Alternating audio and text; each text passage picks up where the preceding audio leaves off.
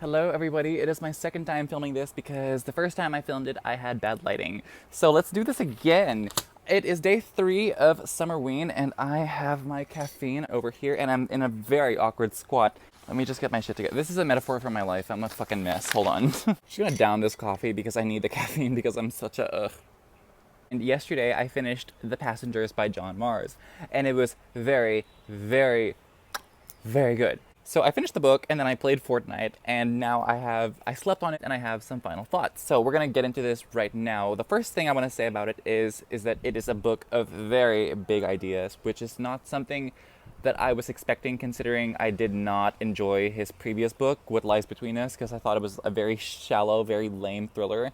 But this one was everything but. This was not in any way shallow. This was a book that we can relate to many things happening nowadays, like cancel culture and the tribalism on social media and our preconceived notions of people and how we judge people based on biased information and how the media likes to twist things. It was amazing. I loved it. It was so full of ideas that I personally like to do research on, that I personally like to watch commentary on. It was wonderful. So I love this book a lot. But let me tell you, I do have some complaints. Structurally, it was very Agatha Christie. You know how her books normally focus on having a detective protagonist, and that detective protagonist gets testimonies and we hear what people think. So it kind of felt like that when each and every person in the jury had to interview someone who was inside the car. We learned about their good stuff, we learned about their bad stuff, and then we learned about their other stuff that should have informed the decision. I felt like I was reading a book from the point of view of somebody in law enforcement, which I find to be so boring. So the middle part suffered quite a bit from that. And the third act did feel a bit different in terms of tone, and as a result, the tonal imbalance was a bit jarring. But all in all, those are just minor complaints. This was a fantastic book. I think I'm gonna give it either 4 or 4.5 stars. I don't know. We'll see. I haven't checked Goodreads in days, but that is what I will do. And right now, I need to start a new book. So far, this vlog has been a fucking mess. I'm just reading whatever book I want to read, and if it fits the prompt, cool. So far I did The Whisper Man for creepy cover, and then I did this one for book recommended by the hosts, because Gabby loves this book. And now I just need to fill in Haunted House, Paranormal, and Book in the Dark. Although I probably will not be doing this last one, because... honey. Anywho... let's look into my library and see what I want to read. All right. Okay, I found one for Haunted House, and this is going to be the Amityville Horror by someone named Jay Anson. So clearly, we all know that this was made into a popular horror film, allegedly based on a true story, and it's set in a haunted house. So I think I'm going to read this one next, and I think it's going to be good because it's short. So I can do this for a haunted house. And then I'm also getting a copy of, I think Clown in a Cornfield is coming out tomorrow. I think the book Clown in a Cornfield, which I've had in IMO, and I've been highly anticipating this book called Clown in a Cornfield. And I've been highly anticipating this book called Clown in a Cornfield, which I think is coming out tomorrow. So I might get that one, and oh shit, what prompt is it going to be? I'm probably not going to run to read it in the dark because it's pretty long, or I think it might be pretty long. So I might do I might put Clown in a Cornfield for creepy cover, and then move The Whisper Man to Paranormal, even though it wasn't overtly paranormal, but, you know, implications. So that's 4 prompts. Okay, that's what I'm gonna do. And am I gonna read a book in the dark? Maybe. Maybe I can try to read one of these remaining books in the dark. Maybe.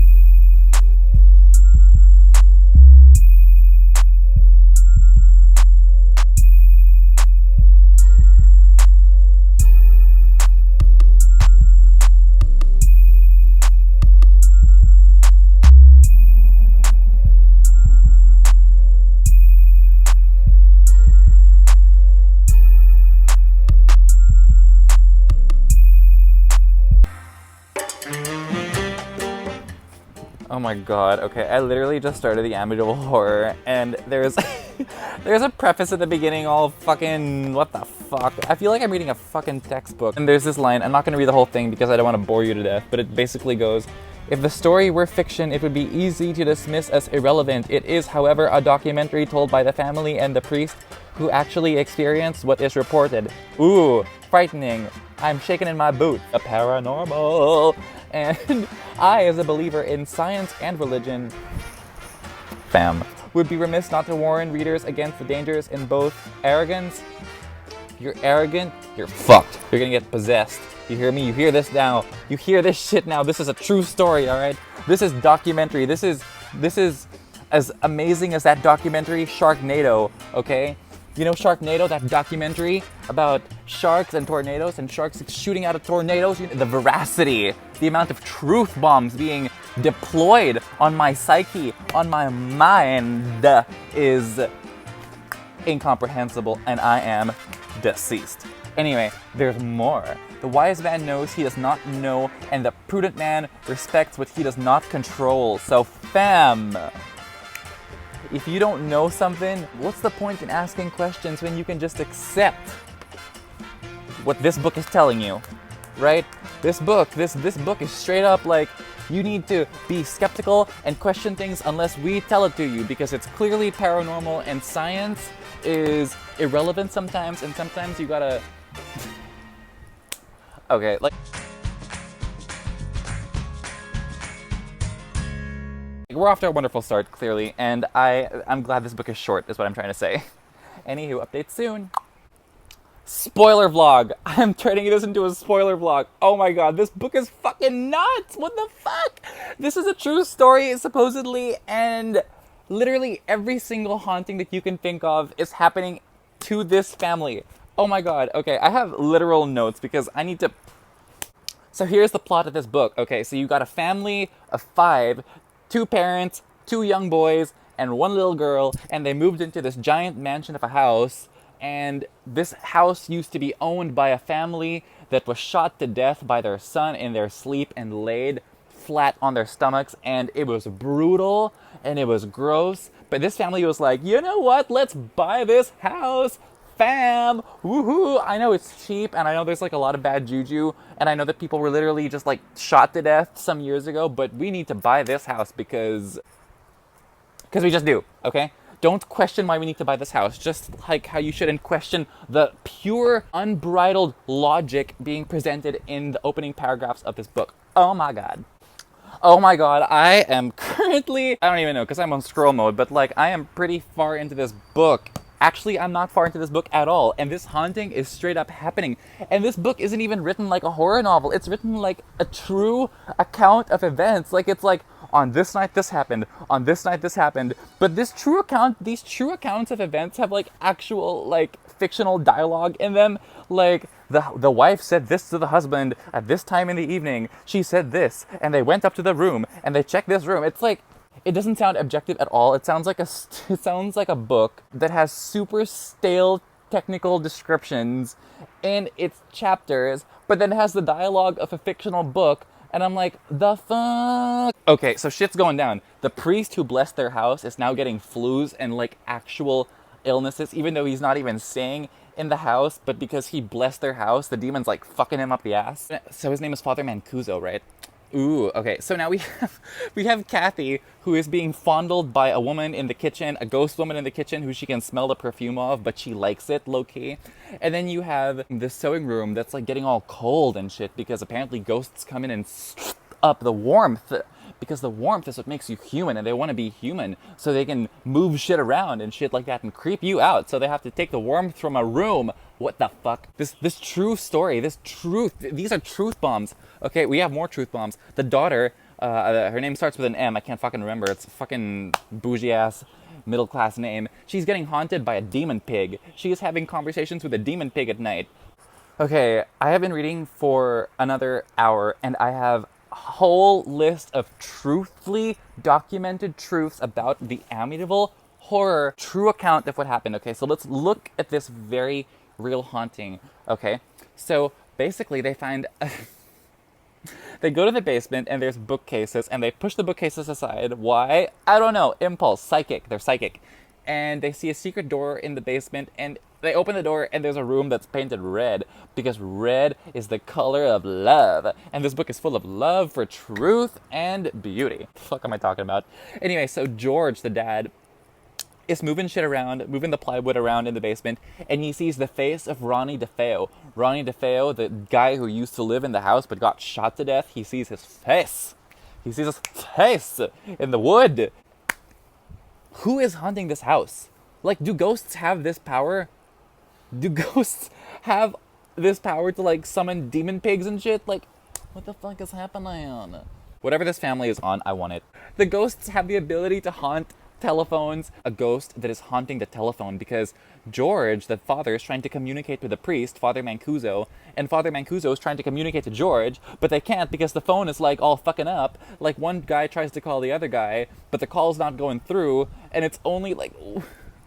They have the ability to make noises. They have the ability to make rooms cold. What is the extent of this thing's power? Why the fuck is this family not moving out? All this shit's happening, and this author has the audacity to put based on a completely true story and have like a full paragraph of science and objectivity in the beginning, and this is what he's giving us? Like, hello? So George and Kathy are now feeling that they need more love in their relationship, more McLovin, you know, so they're in bed and they're about to...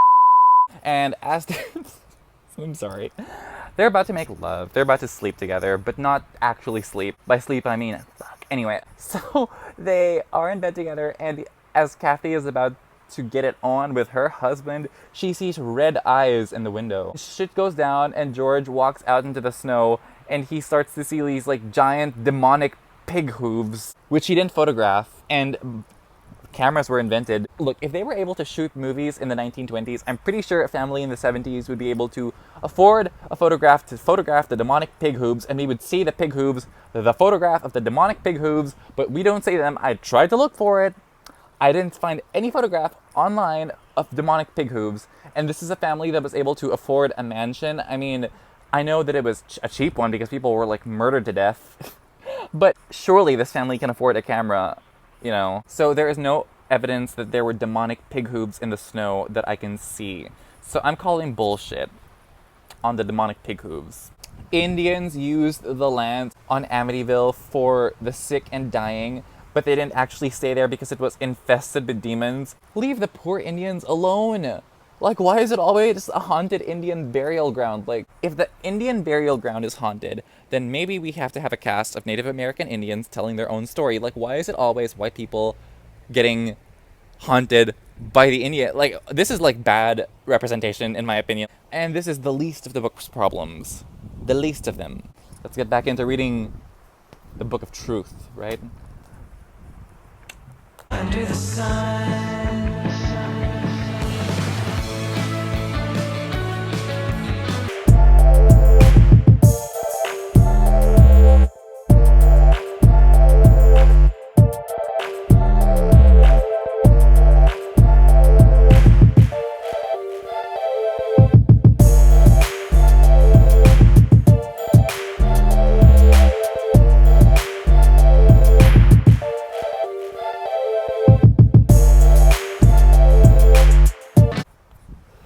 Okay.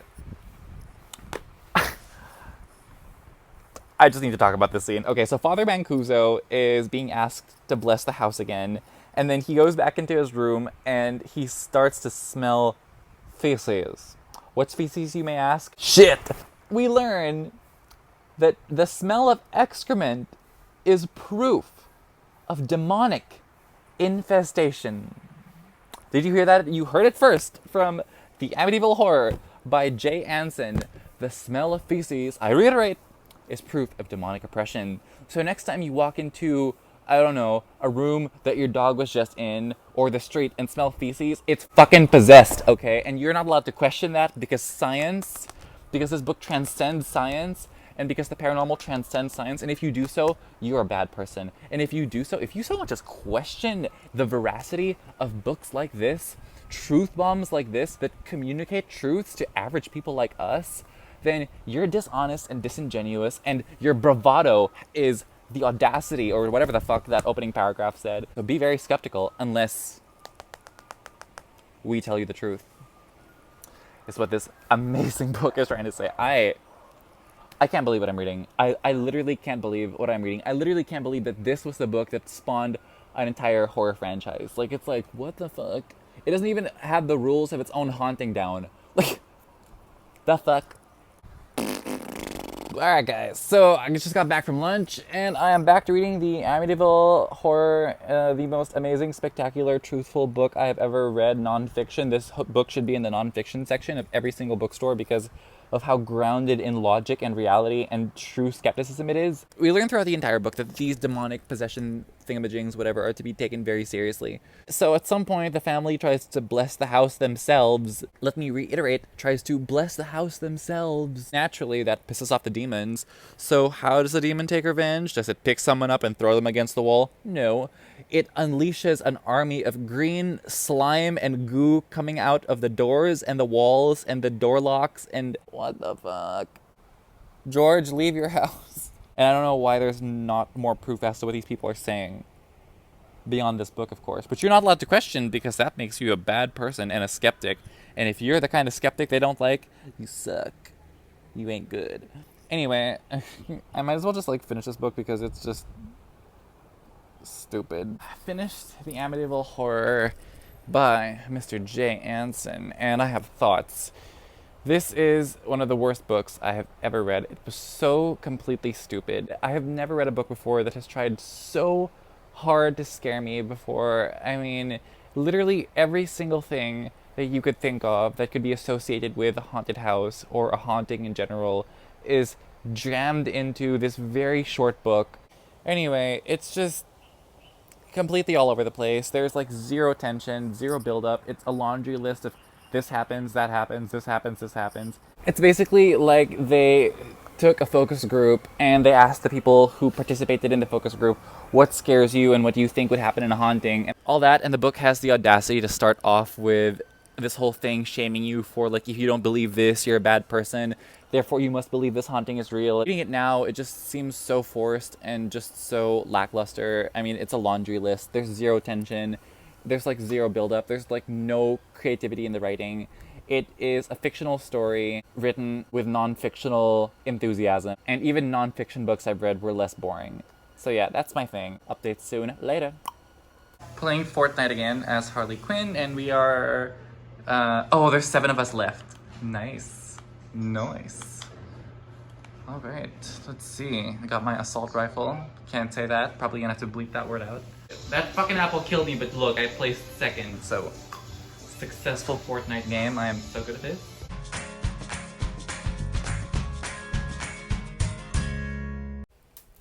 Hey everybody, and good morning. It is currently day... question mark. I don't know what day it is. I just know that Summerween is maybe still happening. It's still August, so that counts for that. No coffee this time because the second I saw that there was sunlight and it seems to have temporarily disappeared, I ran out here with a quickness. So here's the deal. I am going to put on some sunblock and we are going to chat. The reason I'm doing so is because it is a bright and sunny day and I intend on going for a tan. So that's what I'm gonna do. I haven't vlogged for 2 days because I wasn't in the mood. So, little catch up. I read The Whisper Man by Alex North, which I loved a lot. Still debating whether or not it's a 4.5 or a 5. Who knows? By the time I film my August wrap up, which I'm probably gonna be late to because procrastination is life, I will have a rating for it. Okay, so we have that. And then we also have The Passengers by John Mars, which I gave 4 stars to because it was incredible. I read The Amityville Horror by J. Anson, which I thought was terrible. So now I am at a complete loss on what to read. But you know what? Here's the catch. I didn't vlog for 2 days. So in those 2 days, a book that I've been wanting to read has come out. And that book is Clown in a Cornfield. You know what? I purchased it and I have it right over here. Okay, so here it is. Clown in a Cornfield. Now, I'm excited to read this a lot because this, if you can see over here, it says that Clive Barker approves of it. And for those of you who don't know who Clive Barker is, I encourage you to look up the film Hellraiser because that's his baby. But yeah, it's high praise when Mr. Clive Barker is on the cover of your book. So I am very excited for that. Uh, I don't know anything about this book, and I highly doubt I'm going to be reading it in the dark because normally at nighttime I don't feel like reading anymore. I like reading out here with the breeze. So you know what? We're going to expand that definition a bit. When you say in the dark, you're referring to something unknown. So I don't know what the plot of Clown in a Cornfield is. So you know what I'm going to do? I'm going to read that and just say that I was in the dark because I didn't know what it was about, and then have that be the prompt even though I clearly know what the prompt means. So yeah, Clown in a Cornfield for creepy cover, read book in the dark, Passengers for book recommended by the hosts, Whisperman for paranormal, and Amityville for haunted house. So yay! If I finish this today, that will be Summerween. It's very short and it's early in the morning, so I can probably finish it with the sun up. So I'm going to go read a bit. And then I'm going to go sit under this, let me focus that. I'm going to sit under this beautiful sun and catch a tan and chat with you soon.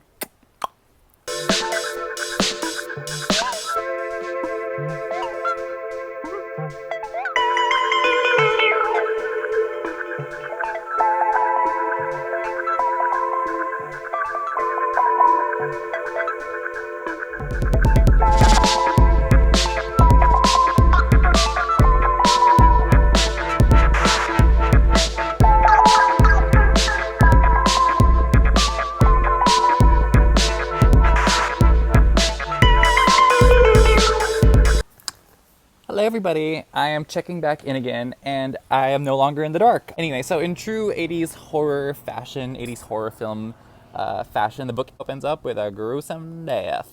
And then we cut to a year later, and then we meet our actual protagonist of this book, and her name is Quinn.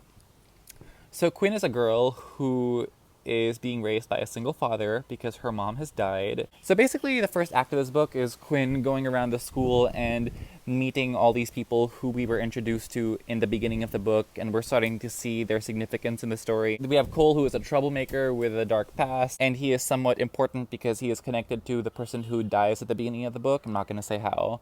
We have some Asian representation. We have Janet, and I am glad to see her in this. I'm curious to know what her part in the story is.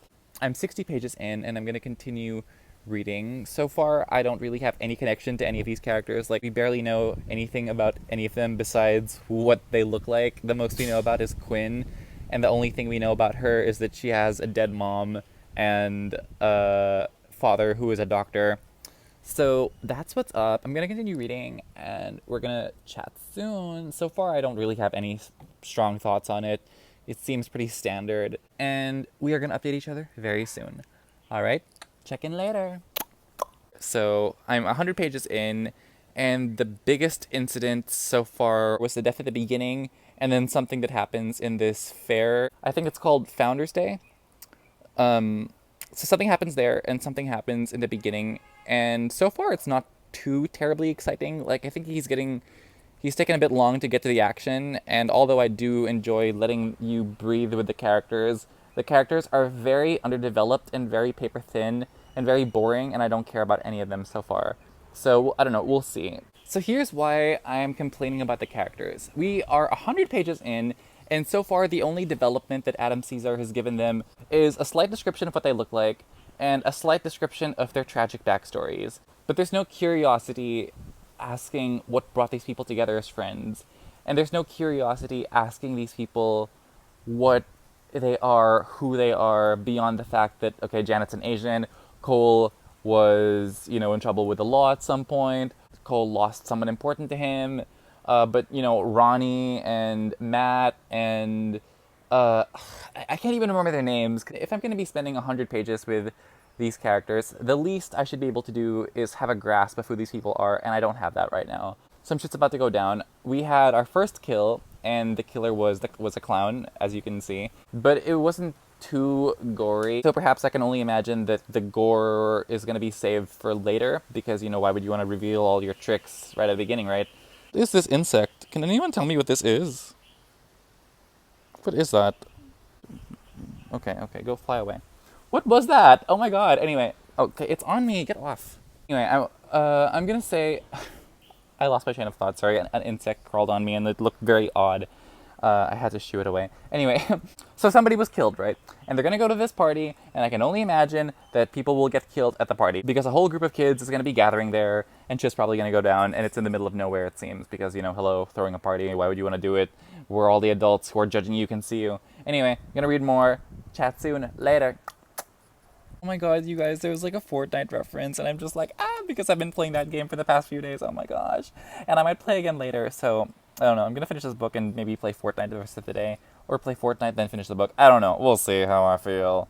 Hey everybody, I'm back with some updates on Clown in a Cornfield, and I was right. Okay, so this is not gonna be a spoiler vlog, by the way, but stuff goes down in that party, you know, Clown. And these kills are pretty gnarly, man. Like, they're really, really fun. So everybody's like panicking and shit's going down. And I can't exactly say what is happening beyond the fact that it is a very prolonged scene in this field with blood and the occasional appendage being chopped off somebody. And so, yeah, a lot of teens are having a very interesting night right now. I'm really glad that the book is starting to pick up because the beginning was a bit of a problem. I found it to be very slow. I suppose I can forgive weak character development if the book is going to be really fun.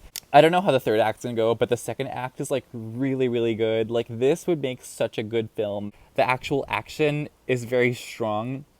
So, if this book had like, if I was attached to these characters, I would be like freaking out now. But right now I'm having fun, and fun is good. So I'm having a lot of fun right now, and I'm going to check in when more stuff happens, and we're going to chat soon. So, later. Okay, I said that there was a lot of action happening. So basically we have the first act with the weak characterizations. We have the second act, which is all action, which I like the most. And now it's starting to get a bit political. We have Quinn, who is very much against guns, but the situation has moved her to need to defend herself. So now she is like realizing that she actually needs to learn how to use one of these. And I really like the scene when the character Rust teaches her how to operate a gun. No matter where you stand on the issue, I do appreciate how Adam Caesar was able to tap into the character of Quinn. Like, she is starting to feel like an actual person now because he is assessing her fight versus flight response. We are seeing how she would handle herself in a very pressing situation, whether she would be able to compromise her own beliefs to defend herself and her friends. Now, this would be a lot better if we actually cared about her friends, but we don't really care about her friends. So, look, I'm rooting for her, and so far, that's good. So far, I'm fairly entertained. I mean, nothing to write home about. You could do worse, is what I'm trying to say. I'm having fun, and I'm going to continue reading, and we'll chat soon. So, you know why I say this would make a good movie? It's because the villain is someone who wears a costume of this clown. Now, the clown's name is Friendo, which is like a really fun clown name. And the clown is a mascot of this factory that had burned down in Kettle Springs.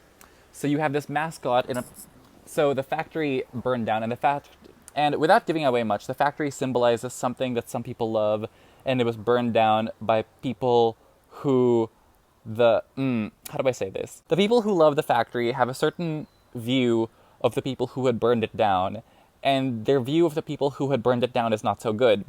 And the people who had burned it down are misunderstood. I wasn't expecting this going in, but this book is clearly trying to be about something and say something, and it's kind of simplistic. I appreciate when a conversation asks why a certain person chooses to believe the things they do. This book seems to be arguing that one side is misunderstood, and the other side is just a bunch of psychopaths who want to kill or oppress the misunderstood ones. And that's very black and white, that's very simplistic. When I say simplify, I mean having that same conversation in a simple way, but not at the expense of its essence, right? So when you think of first grade or second grade fractions, I don't know when you took fractions up, but they would ask you to simplify the fraction, right? So if you had 2/4, you could simplify that to 1/2. It means the same thing. The essence of that number is not lost.